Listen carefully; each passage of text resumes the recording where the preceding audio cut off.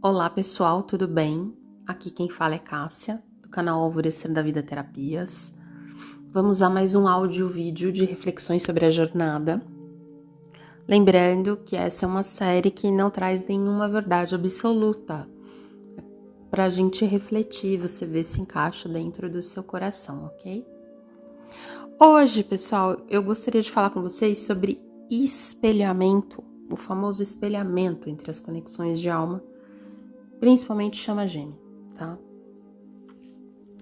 E aí, o que eu queria conversar com vocês é que o espelhamento, ele assusta, ele dá problema, ele dá gatilho quando a gente não tem autoconhecimento.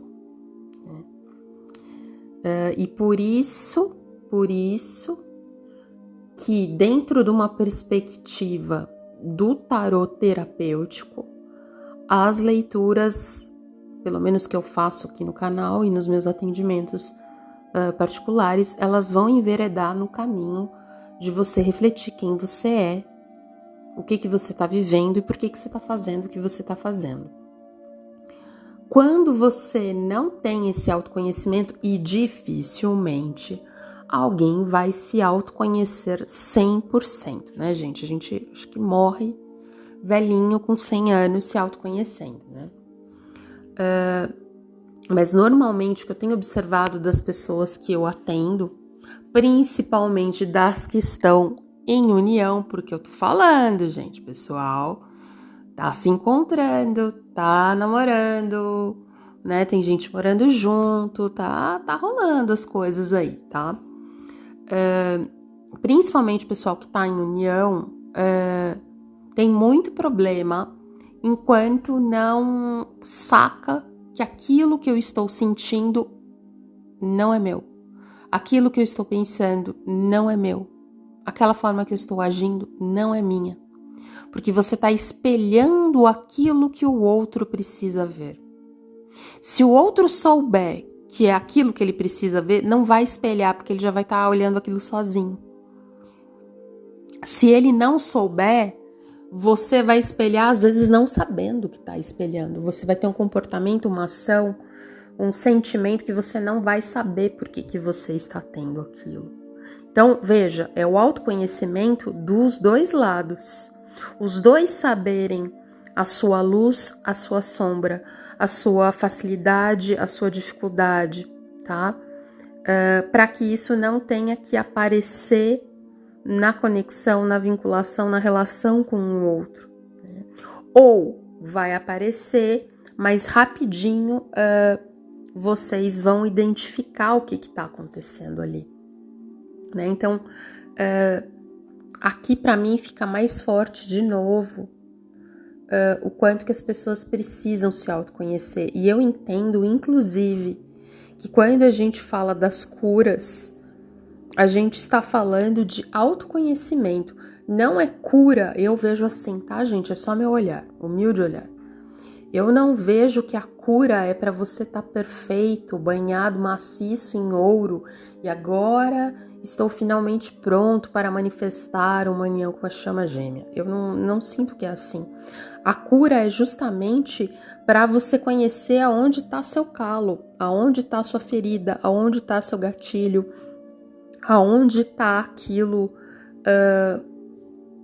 que é tão dolorido que como um mecanismo de defesa aquilo ficou oculto, escondido, disfarçado. Freud já falou disso, dos mecanismos de defesa lá em 1900 e nada, tá? Isso é natural do ser humano, isso é um instinto de sobrevivência, a nossa psique, a nossa mente faz isso, principalmente na nossa infância, para a gente sobreviver emocionalmente e às vezes até fisicamente. Só que isso fica inconsciente, só que quando a gente tá numa conexão de chama gêmea, lembrem-se, uma alma em dois corpos. Então você tá acessando, você é uma alma, vocês dois acessam essa alma.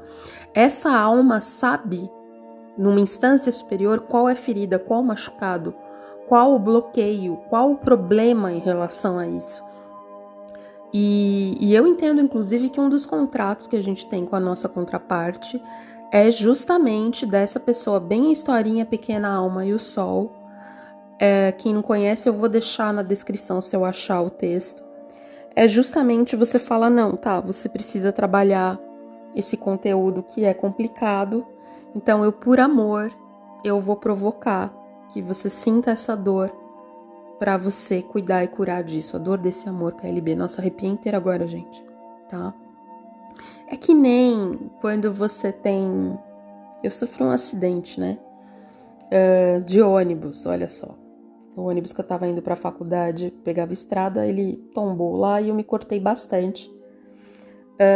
E aí, vidro, terra, umas coisas assim. E aí, a enfermagem tem que ir lá com o iodo e a esponja para limpar, né? Não gosto nem de lembrar, gente. Mas veja, esse processo ele é necessário para desinfetar, para limpar essas feridas, né? Então, se você não faz esse processo, infecciona mais e dependendo da infecção pode dar mais problema ainda, né? E ainda assim infeccionou, tá, gente? Então veja, no nosso processo vão ter pessoas que vão passar a esponja com iodo nas nossas feridas, tá? E eu entendo que as feridas mais doloridas, as chamas são chamadas a irem lá passar a esponjinha com iodo nos nossos machucados, e não é gostoso, né? Não é legal. Mas se a gente consegue ter esse olhar, ter essa perspectiva de que isso não é à toa, de que isso não é maldade, de que isso não é ego do outro, não que não possa ter ego, né, pessoal? Mas vocês estão entendendo quem é chama de verdade, quem acompanha aqui o canal, quem está no processo de autoconhecimento, está entendendo o que eu estou falando, né?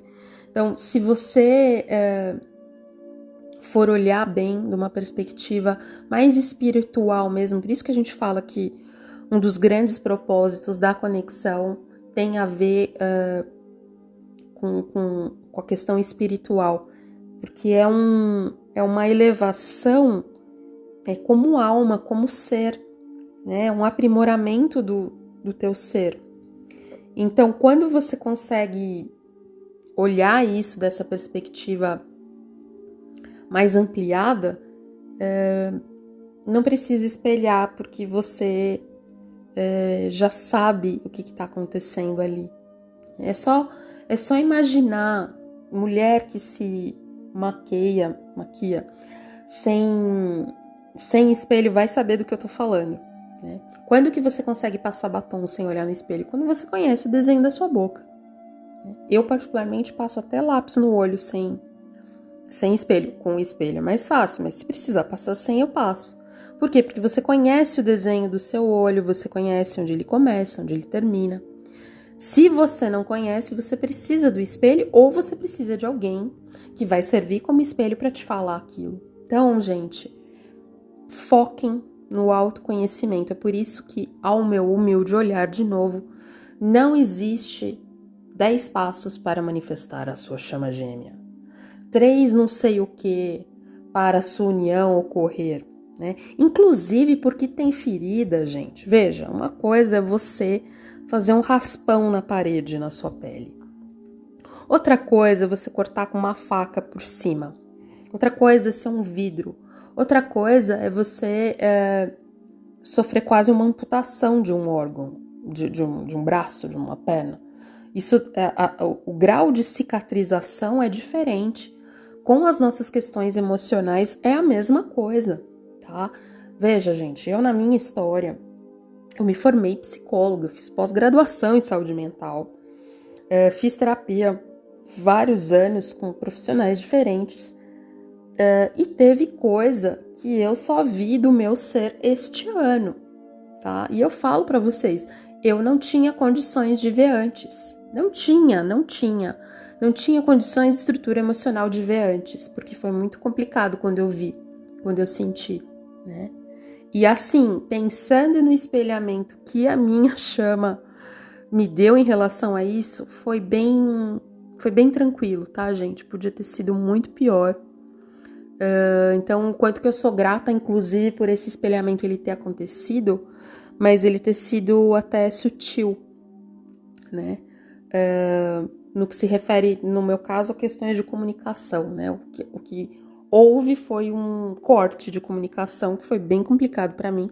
Já falei isso em vários vídeos, mas tem pessoas que têm histórico que a chama, antes de fazer isso, fala um monte de coisa e xinga de doida e não sei o que, e não sei o que. E é chama, tá, gente? Porque também tem um romantismo aí, que as chamas, não briga e não xinga.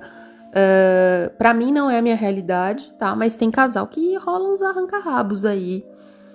Aí, de novo, vai depender da jornada, vai depender do propósito, vai depender do aprendizado, vai depender das feridas. Por isso que nunca dá pra generalizar tudo, né? E aí, de novo, cuidado para não confundir chama gêmea. Na verdade, não tem confusão com chama gêmea, gente. Algumas pessoas podem ficar até eu vejo assim, tá, gente? Até um período relutante. Mas quando você sente, você sabe, tá? O que acontece às vezes é porque virou moda, né? Chama gêmea. Então, às vezes, algumas pessoas utilizam desse termo para justificar por que o outro tá espizinhando em cima de mim, né?